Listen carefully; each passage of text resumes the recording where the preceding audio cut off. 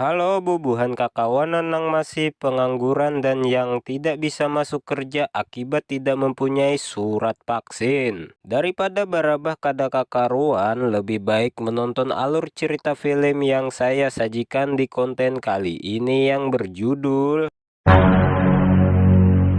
Di awal film kita diperlihatkan dengan tokoh utama kita yang hobi membunuh secara acak dan tanpa pola tujuan tertentu, di mana kini dia sedang mengelilingi kota untuk mencari mangsa atau korbannya. Dan saat sudah mendapatkan korbannya, si pria yang memiliki kecenderungan psikopat, dia pun langsung menabrakkan mobil kepada korbannya. Sehingga saat si korbannya keluar dari mobil, dia pun langsung menikamnya dengan menggunakan pisau.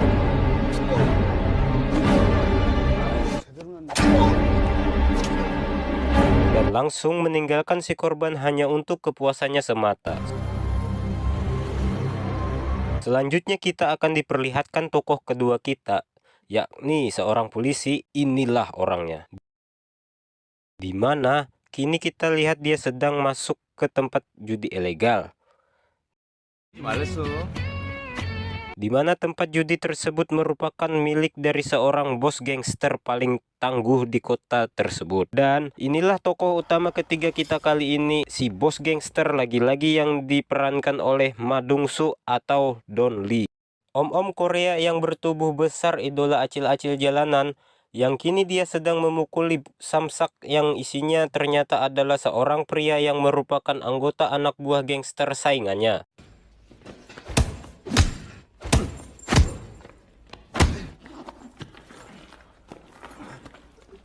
Saat mengetahui seorang polisi yang sedang datang ke tempat judi ilegalnya dan sudah menangkap salah satu anak buahnya, sang bos gangster pun langsung menelpon atasan polisi tersebut untuk memberitahu bahwa salah satu anggota gangsternya telah ditangkap oleh salah satu bawahannya, yaitu si polisi. Saat kita melihat gangster berjalan, dan disitulah terlihat banyak sekali anak buah yang menunduk padanya, sehingga dapat disimpulkan bahwa si bos gangster sangatlah dihormati dan disegani semua anak buahnya.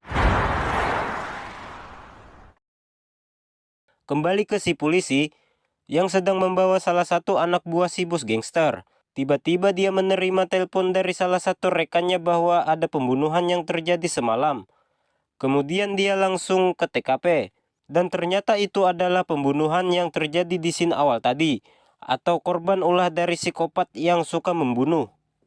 Walaupun si polisi ini agak sedikit barbar, namun dia memiliki otak yang sangat cerdas dan jiwa pantang menyerah, di mana dia mampu menemukan petunjuk sekecil apapun. Dan itu bisa dilihat saat dirinya berasumsi bahwa mobil korban telah ditabrak dari belakang oleh si pelaku pembunuhan ini. Di sisi lain kita sedang melihat si bos gangster sedang bersama rivalnya, yang merupakan bos gangster dari kelompok lain, di mana mereka telah mengalami perang dingin untuk menguasai wilayah kota tersebut. Dan ketika rivalnya terus mengoceh untuk meminta wilayah yang lebih untuk dia kuasai, si ajudan bos gangster pun langsung nyelopos dengan menyuruhnya berbicara sopan kepada bosnya. Sehingga terjadi ketegangan antara dua ajudan yang diakhiri dengan siraman kuah mie yang diberikan oleh bos rivalnya. Melihat para ajudan yang sudah tidak sopan di depan para bos, si bos gangster pun bangun dan memukuli wajah si ajudannya sendiri. Dilanjut dengan mencopot gigi dari ajudan rivalnya untuk kemudian meletakkannya di dalam gelas dan menyuruh rivalnya untuk meminum suju yang berisi gigi ajudannya sendiri.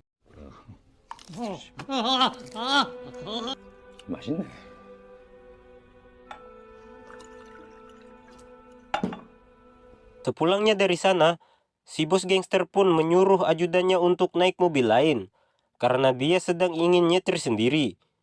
Yang mana saat di perjalanan, mobilnya ditabrak dari belakang, dan Anda sudah pasti bisa menebak siapa orang yang menabrak mobil itu. 뭐 걱정하지 마시고 예,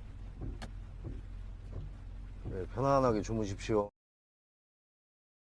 Ini adalah pertama kalinya seorang psikopat bertemu dengan seorang gangster yang sangat berbahaya. Mereka sama-sama penjahat, namun beda kelas.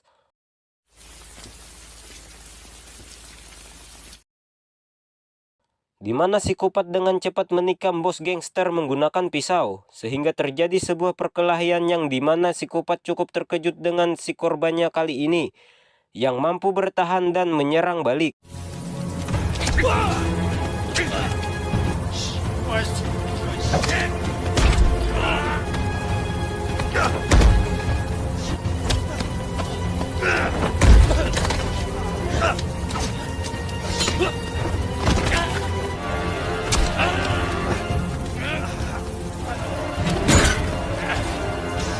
Karena merasa telah salah memilih, korban psikopat pun memilih pergi meninggalkan si bos gangster yang hampir tewas.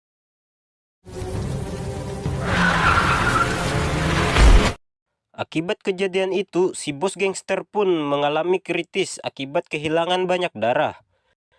Di mana pada saat yang bersamaan, si ajudan berinisiatif untuk menyerang gangster saingannya, yang padahal bukan mereka pelakunya.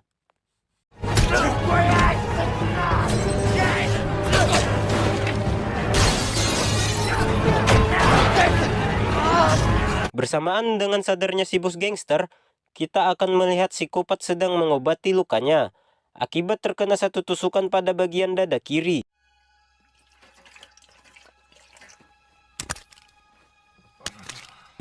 Yang mana psikopat tidak kapok, sudah salah memilih korban, justru dia malah melakukan pembunuhan lagi pada salah satu warga yang dia temui.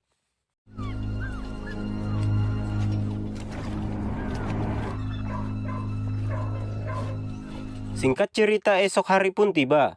Si polisi pun terlihat menemui bos gangster untuk mencari informasi tentang insiden semalam, di mana bos gangster dengan sengaja tidak memberikan informasi apapun tentang ciri-ciri pelaku, karena si bos gangster berniat untuk mencarinya sendiri agar bisa dibunuh dengan tangannya sendiri.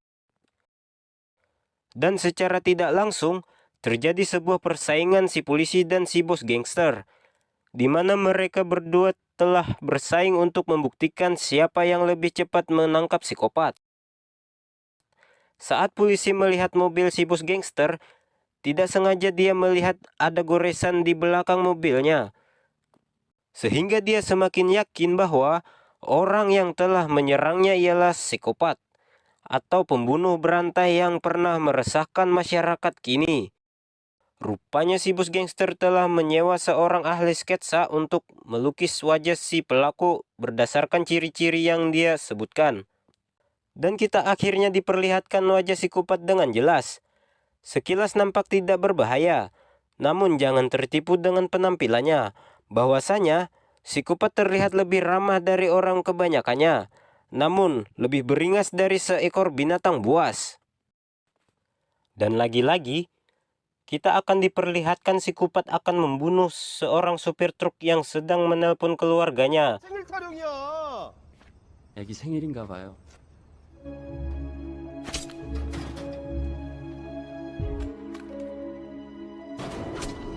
Dengan tidak tanggung-tanggung dia juga mencuri mobil truknya untuk kabur dan tidak sengaja menjatuhkan pisaunya tepat di samping jalan raya. Di sisi lain, terlihat si ajudan dengan inspektor melihat proyek gedung yang sedang dibangun oleh si bos gangster, yang mana akibat insiden kemarin sebagian inspektor mundur dari proyek tersebut, akibat reputasi si bos gangster yang dinilai sangat negatif. Setelah dilakukan penyelidikan, si ajudan pun berhasil mendapatkan mobil yang digunakan psikopat untuk memangsa korbannya, dan saat ini terlihat aman, disimpan di markas mereka. Tak hanya itu, si ajudan pun menemukan sebilah pisau yang digunakan psikopat untuk membunuh. Karena dalam keterbatasan mencari data, bos gangster pun mengambil langkah berani dengan menjalani kerjasama dengan polisi, di mana mereka berdua sepakat untuk saling membantu satu sama lain dalam misi menangkap psikopat. Si polisi akan mengarahkan ahli forensik dan data digital, dan si bos gangster akan memberikan fasilitas dan sumber daya manusia. Sehingga mereka berdua sekarang berada di pihak yang sama Namun tetap ada persaingan di antara mereka berdua, yang mana si polisi dan si bos gangster sepakat untuk bersaing siapa yang terlebih cepat menangkap psikopat, maka dia berhak untuk melakukan apa saja pada psikopat. Dengan uang yang dimilikinya, bos gangster mengerahkan semua pasukan dan membayar beberapa orang yang ada di wilayah tersebut. Sedangkan si polisi dan rekannya sedang memeriksa petunjuk pada mobil pemilik psikopat yang disimpan di markas si bos gangster. 아, 이 안에서 뭐든 나올 거야. 머리카락이든 지문이든 뭐 구석구석 잘 찾아보겠습니다. 자, 시작하자.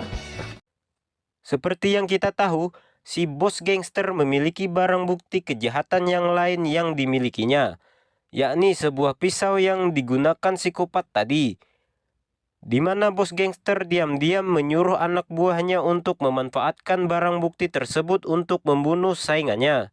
Sehingga kematian beliau dianggap salah satu pembunuhan berantai yang dilakukan oleh psikopat. Memang cerdas.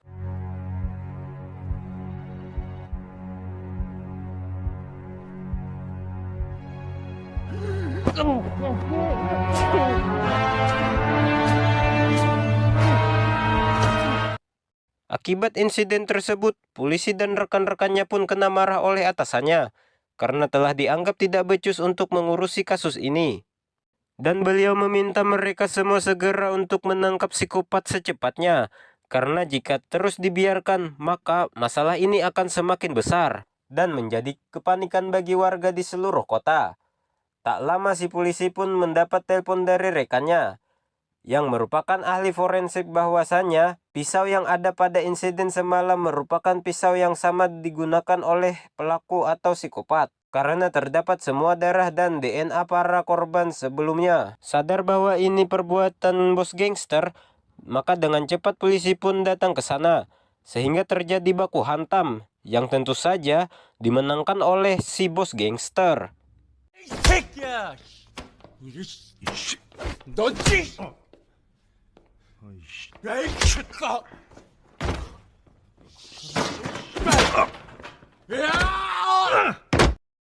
Karena masih membutuhkan bantuan dari si bos gangster, si polisi pun tidak bisa berbuat apa-apa dan memilih untuk fokus ke pencarian psikopat ketimbang harus mengurusi kematian ketua gangster semalam. Singkat cerita, malam pun tiba.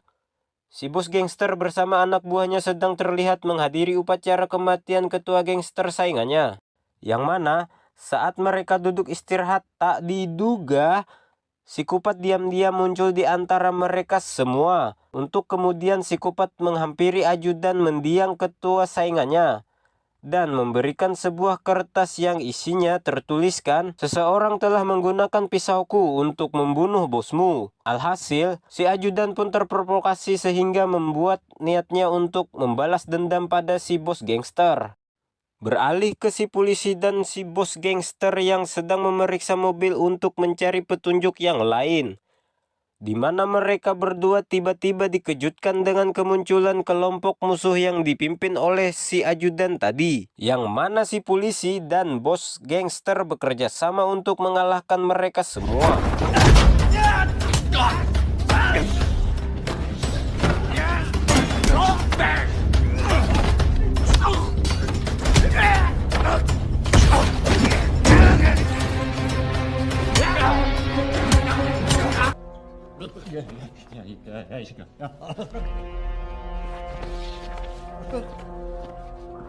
Si polisi sendiri tak sengaja melukai si ajudan musuh, di mana sebuah pisau tertancap tepat di dadanya, sehingga dia sangat merasa bersalah atas hal itu.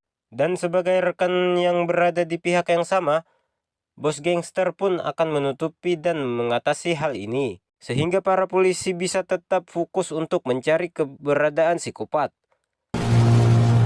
Singkat cerita, ahli forensik pun akhirnya menemukan identitas psikopat menggunakan sidik jarinya, di mana polisi langsung mendatangi ke tempat tinggalnya yang ternyata sudah ditinggalkan selama 3 bulan. Namun, si polisi berhasil menemukan sebuah foto yang ketika disamakan dengan sketsa yang dibuat oleh si bos gangster, hasilnya ternyata sama. Dengan cepat si polisi pun menghubungi si bos gangster untuk memberitahu bahwa identitas psikopat sudah ditemukan. Sehingga sekarang mereka hanya perlu mengumpulkan pasukan untuk mencari di mana psikopat berada. Setelah berkumpul untuk mempersempit wilayah pencarian, si polisi dan si bos gangster terlihat berjalan bersama. Dengan bermodal foto yang ditemukan sama polisi, semua pasukan bos gangster pun kini dikerahkan dan disebar luas ke beberapa wilayah yang sudah ditentukan.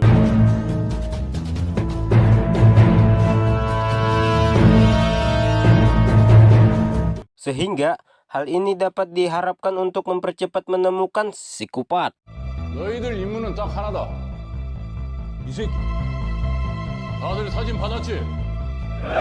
Singkat cerita, ketika si bos gangster sedang berada di luar, di situ sedang ada ketua OSIS wanita yang sedang menunggu bis untuk pulang sekolah. Yang mana saat bos gangster melihat ketua OSIS wanita kehujanan, beliau pun dengan baik hati memberikan payungnya agar seragamnya tidak basah dan tidak meriang.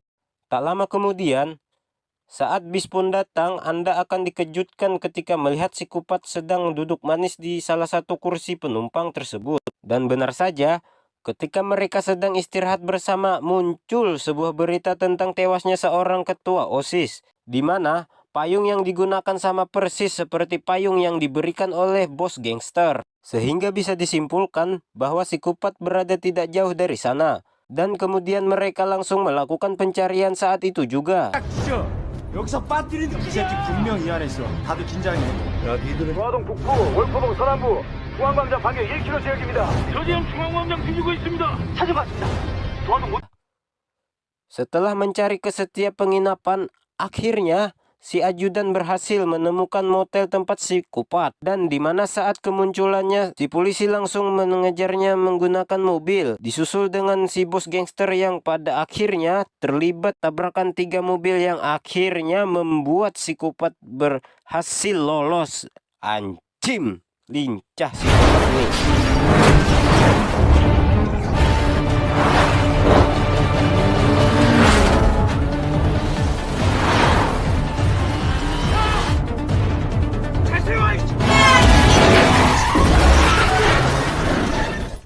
Selanjutnya, terjadi kejar-kejaran di mana si ajudan berhasil menemukan psikopat. Dia pun mendapat beberapa tikaman di sekujur tubuhnya yang membuat dirinya mengalami sekarat. Meski si ajudan adalah anak buah kesayangannya bos gangster, beliau pun terpaksa meninggalkannya demi menangkap psikopat. Di mana si bos gangster pun sampai di tempat karaoke dan ketika memiliki feeling yang kuat bahwa psikopat bersembunyi di toilet, si bos gangster pun langsung mendobrakkan pintunya yang membuat psikopat langsung tertindih oleh pintu toilet tersebut. Mampus kowe.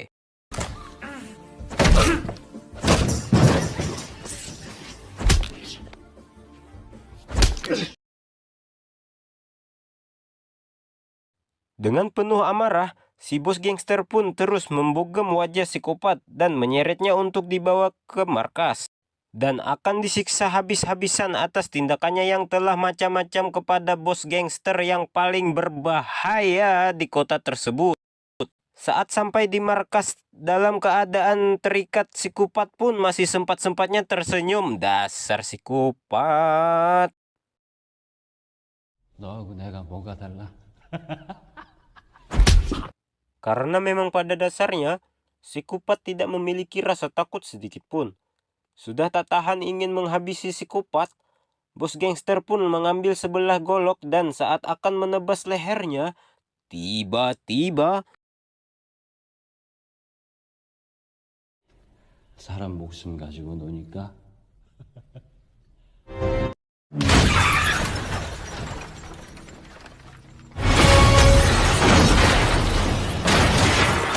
ya, muncullah si polisi yang berhasil mencegah tindakannya.